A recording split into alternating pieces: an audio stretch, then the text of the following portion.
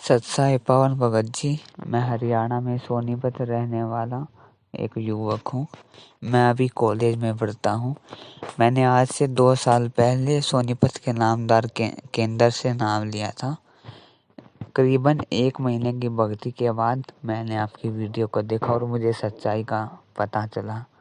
लेकिन उससे पहले मैं उनके एक भंडारे में जा चुका था। गोपालपुर में कोई भंडारा था, वहाँ पे मैंने 50 रुपये दान किए थे उसके। और मेरे जो पिताजी हैं वो संतराम पाल जी महाराज को अच्छा आदमी नहीं मानते थे। वो मानते थे कि हम उनकी भक्ति ना करें।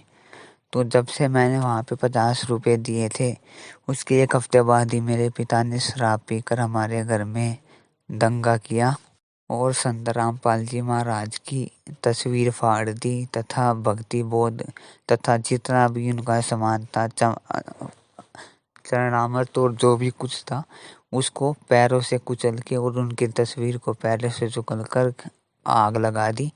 तो उसी के 8-9 महीने बाद मेरे पिताजी का एक्सीडेंट हो गया और एक्सीडेंट के बाद उनकी रीढ़ की हड्डी टूट गई। और जिन पैरों से उसने कुचला था संत रामपाल जी की तस्वीर को, उनके वे पैर काम करने बंद कर गए। आज वो ऐसे ही करीबन उनको 1 साल हो गया है, वो ऐसे ही पड़े हुए हैं। वो काफ़ी दिक्कत में है। मैं चाहता हूँ कि क्या इसका कोई समाधान हो सकता है भगत जी? कृपया करके इस पे वीडियो बनाइए। बंदी छोड़ सतगुरु रामपाल जी महाराज जी की जय हो।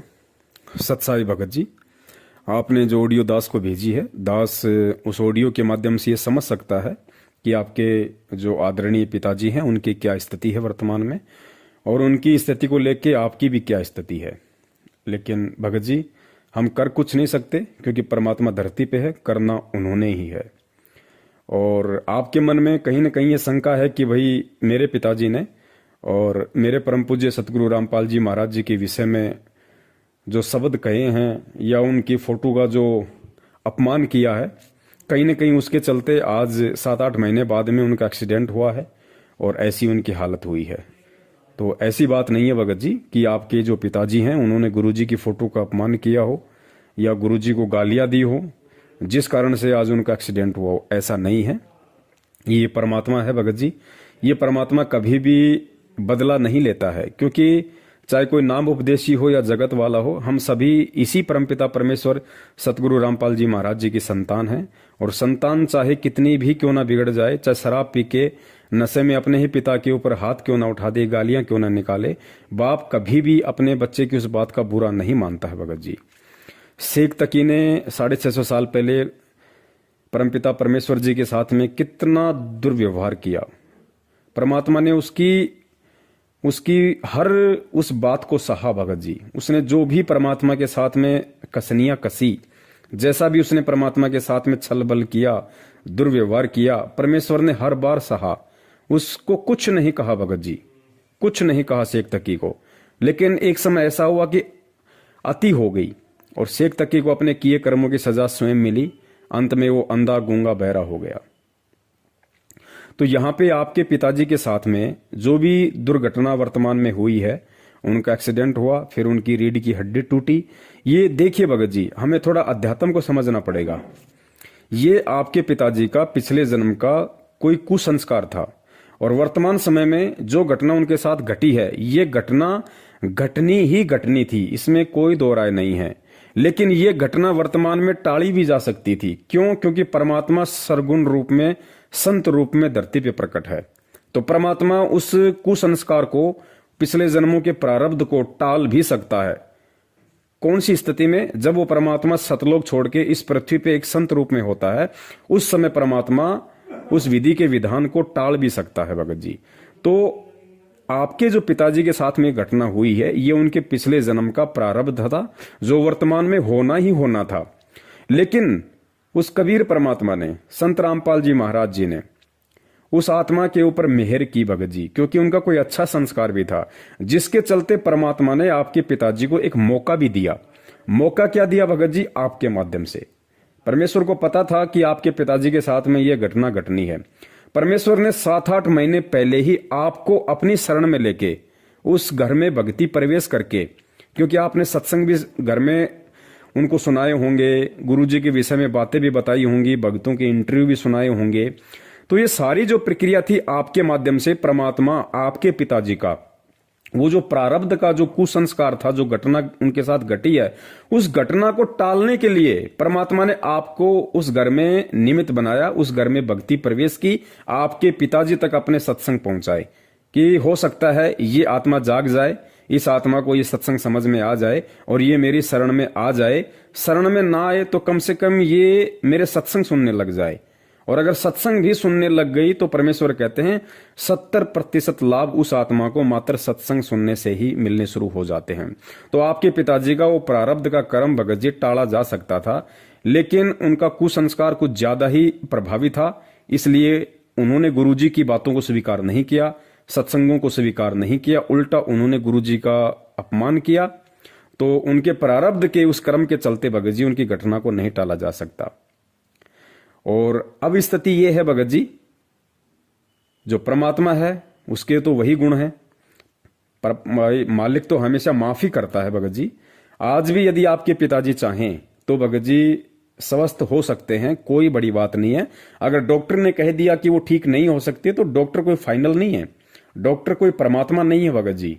जब डॉक्टर भी किसी का उपचार नहीं कर पाता है तो डॉक्टर भी ये कह देता भाई मैंने जो कोशिश करनी थी कर ली, अब ये ऊपर वाले के हाथ में है, उससे दुआ करो। तो उसने भी लाके भगवान पे छोड़ दिया, और भगवान इस समय धरती पे, भगवान आपके खुद के घर में, भगवान की आप शरण में। तो भगत जी आपके पिताजी को अब भी स्वस्थ किया जा सकता है, कोई बड़ी बात नहीं है। देखो हमारे पिताजी ने क्या बताया, सतगुरु रामपाल जी महाराज जी ने एक किसान की कहानी सुनाई, क्योंकि परमेश्वर के सत्संग में जो भी कथाएं होती हैं हर कथा का एक सार होता है, निष्कर्ष होता है भगत जी। परमेश्वर ने किसान की कथा सुनाई कि एक किसान था, उसको परमात्मा ने 2-3 बार समझाया उसके पास जा जाके कि भाई देखो ऐसा है, भक्ति कर लो, ये बाल बच्चे दोइते पोइते 4 दिन के हैं, बाद में कोई काम नहीं आना है, परमात्मा की भक्ति ही काम आती है। तो उसने कहा कि नहीं नहीं महाराज, अभी तो मेरे बच्चे छोटे हैं, काम बिगड़ जाएगा, बहुत सारा खेतों में काम, ऐसा है वैसा है, बाद में देखेंगे भक्ति। परमात्मा चले गए, कुछ दिन बाद फिर आए परमात्मा, तो फिर कहा भाई आजा भाई, ले ले भक्ति, परमात्मा की भक्ति कर ले भाई, थोड़े दिन बचे हैं। नहीं जी, अभी मेरे जो पोते हैं वो छोटे छोटे हैं, बच्चे खेतों में काम करने जाते हैं, पोतों को कौन खिलाएगा। ऐसा कह के उसने परमात्मा को टाल दिया, परमात्मा चले गए।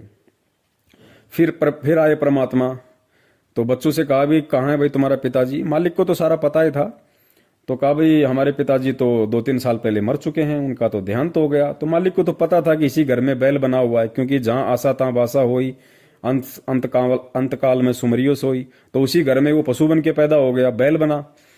अब वो खुद के लड़के ने उसको खेत में जोत रखा, हल चल रहा, और परमात्मा ने कहा भी 2 मिनट रोकना। परमात्मा, बच्चे ने हल रोका और परमात्मा उस बैल के पास में गए और कहा कि भगत जी अभी मेरी बात मान जा, तेरे शरीर में छुड़वा दूंगा और तू भक्ति ले ले। बोले महाराज क्या बात कर दी आपने। बोले ये बराबर वाला बैल देख रहे हो, ये बहुत निकम्मा है, और मैं भक्ति करूं, ये शरीर छोड़ूं, कल को कोई दूसरा बैल आ जाए और वो ढंग से काम करे ना करे, मेरे बच्चों को तो टोटा हो जाएगा। तो परमात्मा ने कहा ठीक है भाई, तू तेरे बच्चों को दे कमा के। अब वो बैल भी मर लिया। फिर वो बाद में बन गया सर्प, उसी घर के आसपास उसका जन्म हुआ। अब वो सर्प एक दिन क्या हुआ, उस घर में प्रवेश करने की कोशिश की किसी नाली के माध्यम से। अब बाल बच्चों ने, जो भी उसके दोइते पोइते थे, उन्होंने देख लिया, शोर मचाया, भागते हुए के मार दिया लठ। एक लठ उसकी अच्छे से उसके कमर में लग गया और उसकी कमर टूट गई। अब वो बेचारा फिसलता फिसलता पास में झाड़ियां थी, वहां जाके लेट गया और तड़पने लगा। उधर से दयालु परमात्मा फिर आए, कहा भगत जी अब तो मेरी बात मान जा, अब तो ले ले भक्ति। हाँ बोले महाराज अब मेरे को भक्ति दे दो, हे परमात्मा मैंने देख लिया यहाँ कोई किसी का नहीं है, अब मेरे को भक्ति दे दो। तो परमेश्वर ने कहा रे भाई ये बात तो मैं तेरे को पहले बताया करता था, यहाँ कोई किसी का नहीं है। चल ठीक है, तेरे समझ में आई, लेकिन साकल तुड़वा का आई, कमर तुड़वा के समझ में आई, तेरे समझ में तो आई। तो हो सकता है भगत जी आज से पहले आपके जो पिताजी हैं उनको समझ में नहीं आई, लेकिन अब उनकी भी एक तरीके से कमर टूट चुकी है, उनकी भी साकल टूट चुकी है। हो सकता है ऐसी स्थिति में जब आप उन्हें एक बार पुनः परमपिता परमेश्वर सतगुरु रामपाल जी महाराज जी के बारे में थोड़ा बताएं, और आप उन्हें इस तरीके से बताएं कि पिताजी देखो परमात्मा धरती पे प्रकट है, संत रामपाल जी ने अपने ज्ञान के माध्यम से शास्त्रों को दिखा दिखा के जितने भी संत महंत हिंदुस्तान देश विदेश में हैं सबको ज्ञान चर्चा के लिए निमंत्रण देके उन्होंने किया हुआ है कि उनके बराबर कोई संत नहीं है आज इस पृथ्वी पे।